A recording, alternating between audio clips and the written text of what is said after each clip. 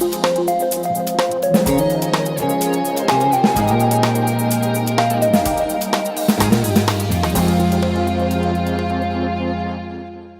we're delighted to welcome Karen Hendricks today. Karen is celebrating her 1-month anniversary, I believe, as the interim superintendent of schools for the Palo Alto School District, stepping into the shoes of Max McGee, who resigned at the end of September. Correct. And Karen, I know that you're short on time. We've got questions that could occupy us for probably an hour.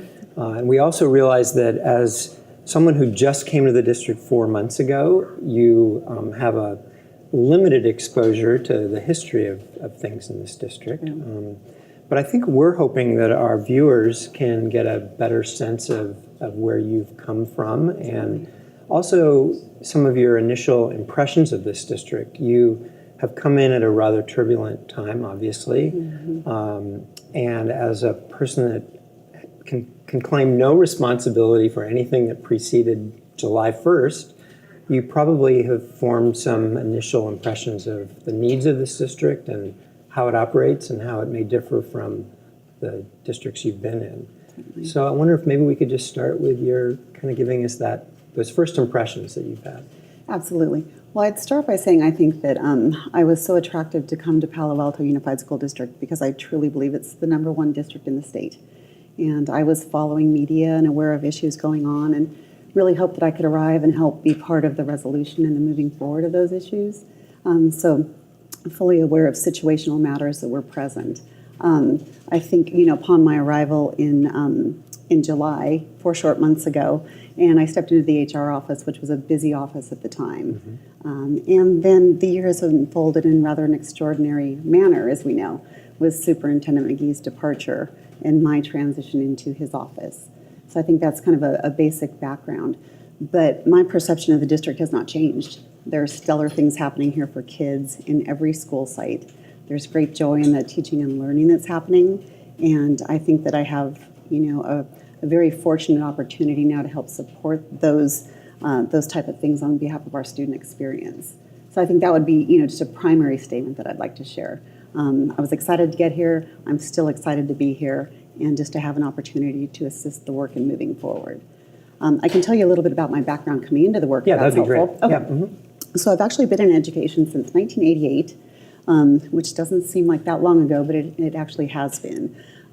I started as an elementary teacher, went into high school administration, went back to elementary administration, and then spent some time in the district office working with data before I moved into the human resources department.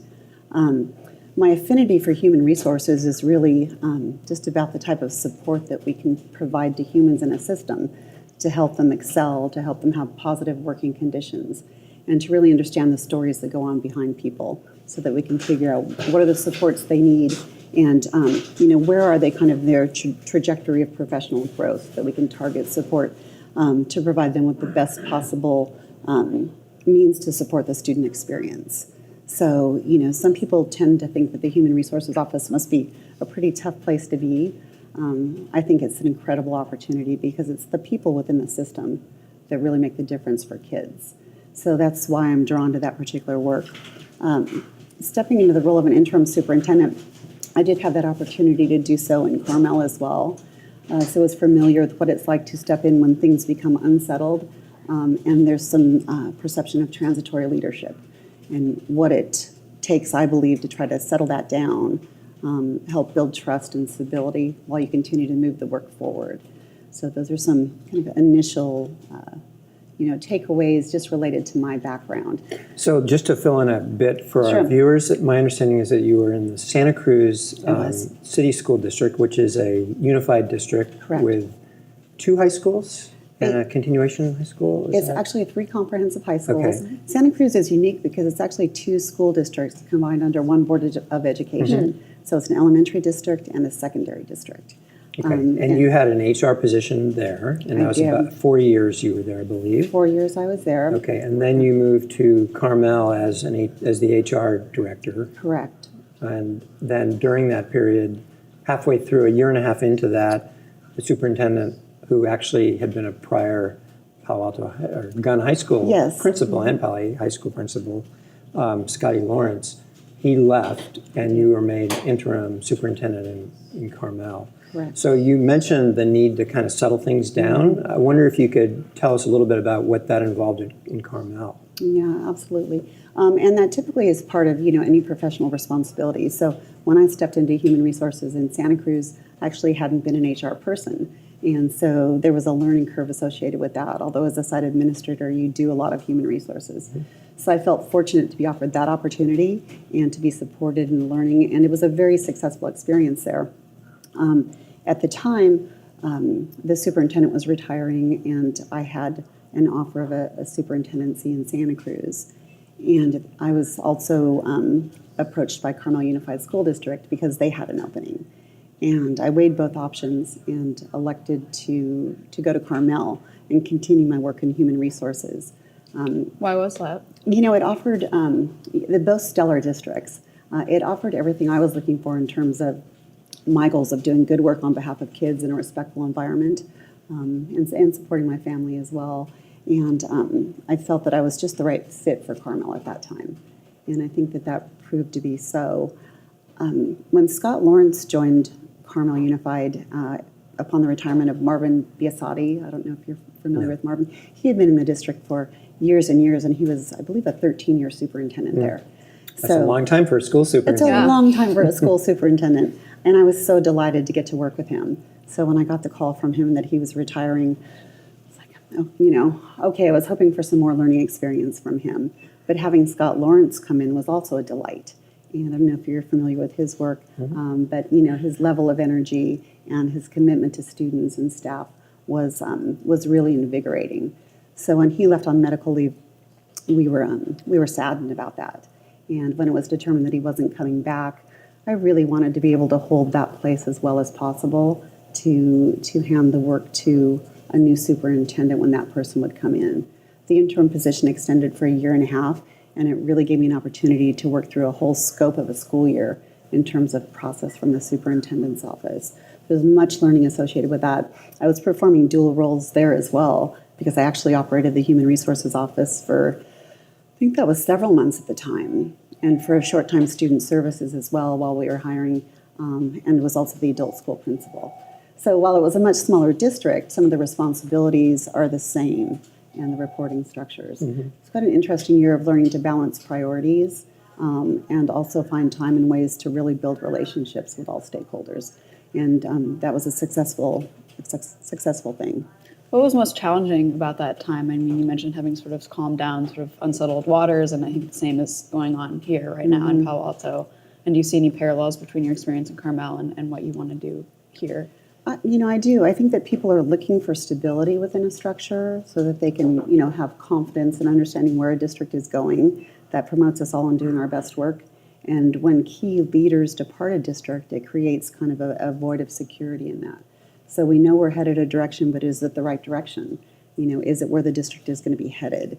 And around that, we did a lot of work with the leadership team and with both bargaining units in terms of focused input about what people were looking to continue, what kind of structures we could put in place to support that, and also what were areas of improvement that people were looking at that we hadn't been able to identify or address during transition.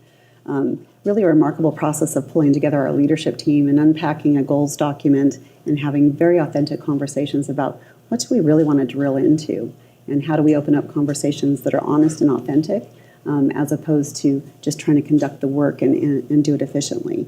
And we found that to be a really productive process. So to some extent, we've embarked on that here as well with our district goals. The goals document that we've been working off of is a really well thought out and detailed goals document. Very detailed. Seen it. Yeah, and it's quite lengthy, and everything contained within it is important. And yet we also believe it's important to prioritize and to be able to put a spotlight on things that we all want to be able to speak to and address with common language, particularly in a year where there are extraordinary circumstances, that we're not going to try to perhaps capture, quite so many metrics around so many goals and action steps, but we've surfaced our priorities and we're going to work together towards those. So I do see some similarities in the, kind of the juncture and the opportunity related to that. So obviously we're not familiar with the relationship issues between the school administration, the school board, and the unions in Carmel, but I think it's safe to say that here in Palo Alto, that's a strained set of relationships right now. So your background and your experience in Carmel is obviously particularly relevant.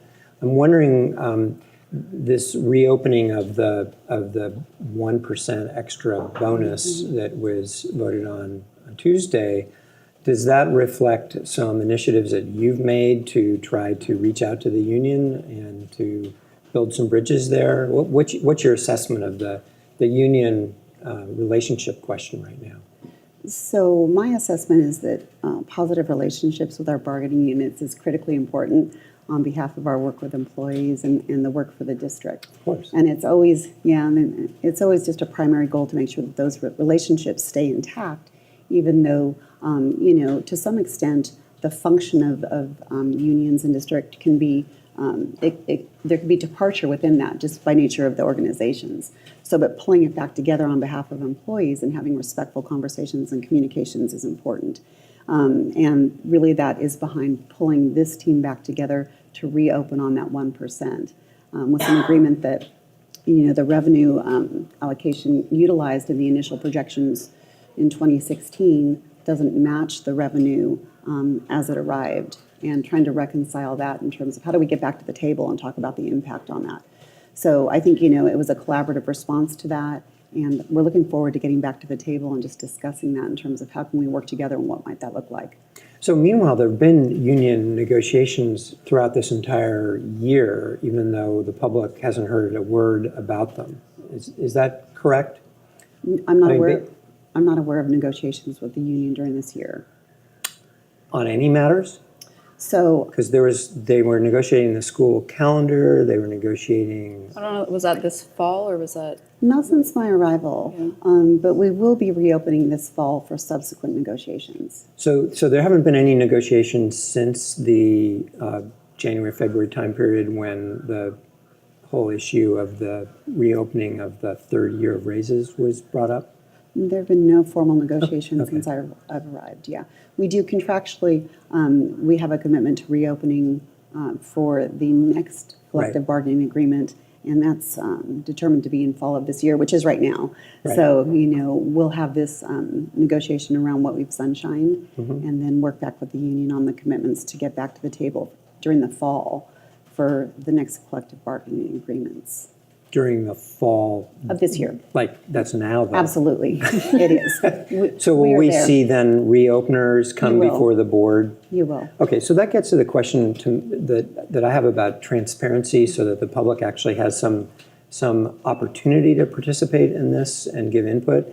This was on the agenda as an item that no member of the public would likely understand what the significance was of this particular reopener negotiations. And typically, that's the way it works, is that there's no ability really for the public to have any input into the entire negotiating process because it's just simply not discussed at the board level. Has that been your experience with the two districts that you've, I assume, handled the union negotiations in? And are there other models that you've seen that would involve more transparency with regards to union contract negotiations? You're not so sure it's dependent upon model as it is on process. So what you saw in this last board meeting was a public hearing that was opened, opportunity for discussion or questions, and then the public hearing is closed. Right. And then the Sunshine article is printed in the board packet so that people can see what the content is. So that would be a standard process as I know it. It's just that you have to admit that's not very useful to anyone. Without any context of what all that jargon means, it's providing the public with no real explanation or substantive opportunity.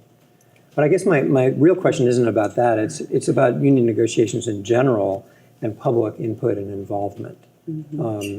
Have you seen similar approaches taken in Santa Cruz and Carmel, or are there some different ways of going about this that you might want to implement here in Palo Alto? So this would be a standard process as I know it, in terms of sunshining an article at the board meeting, having it open for discussion, and then following it up with the articles for approval. The standard process. I've seen different models. In Carmel, we used an interest-based bargaining, IBB, which was a different model internally than a standard bargaining Right, it's what we use in negotiation Palo model. Alto. Yeah. in theory. Yeah, somewhat, I think. Of course, I've been at the table, so we'll see how that Right. goes. But in terms of the public posting for it, this would be standard for what I've seen. But you haven't been in a district where between the time the board reopens negotiations through this formal process that in part was done this week, and the time that a negotiated contract comes back to the board for final approval in public session, you haven't been in a situation where there's been any further public discussion or involvement between those 2 points. So, I think the negotiations that happen with unions happen, in a confidential negotiation session. Yeah. But that doesn't mean we haven't received input from the public about, we see these articles have been sunshined, we have interest in this, are you aware of these factors? So, there is opportunity for input, but the content of negotiations during the bargaining process remains confidential. Another proposal in Palo Alto that came before your time was the idea of hiring general counsel. That was something that Max McGee suggested a few years ago, and then it kind of fizzled out and didn't happen. And some board members have expressed an interest in it. And I was wondering if that's something you've seen in other school districts, and if you think there's a value to hiring general counsel in Palo Alto. So I've not utilized that in any school district that I've been in. I also haven't had those conversations with board members here yet. So I don't have a sense of what their perspective would be on that. Do you have a sense of if that would be helpful to, public school district to have someone who could answer questions at board meetings and would be just sort of an in-house person to provide that support rather than, multiple outside firms supporting the district? I think that's dependent upon the work and the needs of the district. I think some districts have found that beneficial, just because of the situations that they're involved in. As far as specific districts or Palo Alto, I don't have a sense of that yet, but it's something that we'll be looking into, I'm sure, or having conversations about whether or not it would be appropriate or useful. I want to respect your need to get out of here to get to another meeting, and maybe we could just end with the question that you probably can answer pretty simply, and that is what keeps you up at night? I'm sure that this is a very stressful time for you. My understanding is you have 2 teenage twins. Right. Are they in college now, or are they in high school? Yeah, all 3 of my girls are in college now. Okay. So I have a 21-year-old who's a senior at Pepperdine, an 18-year-old who's there as a freshman, and then my other twin is at Chapman University in Orange. Great. So it's, so at least it's great they're for not. them. At least you don't go home to them every night with needs that they have. But I miss going home to them. What does at this point? What are the sort of the urgent things that keep you up at night? Well, there are many things that keep me up at night, and a lot are not just around challenges, but just around the joys of the work, to be honest. So things that'll keep me up will be things that I see at schools, and even after so many years in the business, just the feeling that you can get when you see a group of kids singing, or you see a first grader reading a book to you. You have a very sophisticated conversation with a high school student or a middle school student, and try to unpack, what are they telling me? What are the takeaways from these things? And how do I put a spotlight on those to really expand upon the great things that are working? So my mind works very much on that as well. What are the things that are happening and happening so well? And how do we expand upon those? How do we surface that joy and make it present and let others know that it's happening? I also, in terms of tensions, I think what will keep me awake is really the scope of the work right now within both departments. And I'm very detail-oriented and very thorough, and trying to make sure that I'm maintaining process in 2 different departments right now is very important for me. So details, making sure that things are followed through on, making sure I'm responding to emails and communications, trying to be as responsive as possible to situations. And there are many situations and much input that I want to be responsive to. So those are the things that will kind of keep me awake. How do I do more? How do I do better? How do I build those relationships? And all of those in the context of, how do I do that to make sure that the students have the best experience possible here? And those are the things that I will think about. Well, thank you for taking the time to come in and share some of your thoughts with us today, and for taking on this big job. We appreciate it. It's my pleasure. Best of luck to you. We look forward to talking to you more in the future. I look forward to it as well. Thanks. So that wraps up an abbreviated session of Behind the Headlines. We really appreciate your joining us. If you want to get regular notice of these when they're posted on YouTube, just click on the subscribe button. And of course, as always, follow the news on Palo Alto Online and in the Palo Alto Weekly. So with that, we'll see you next week.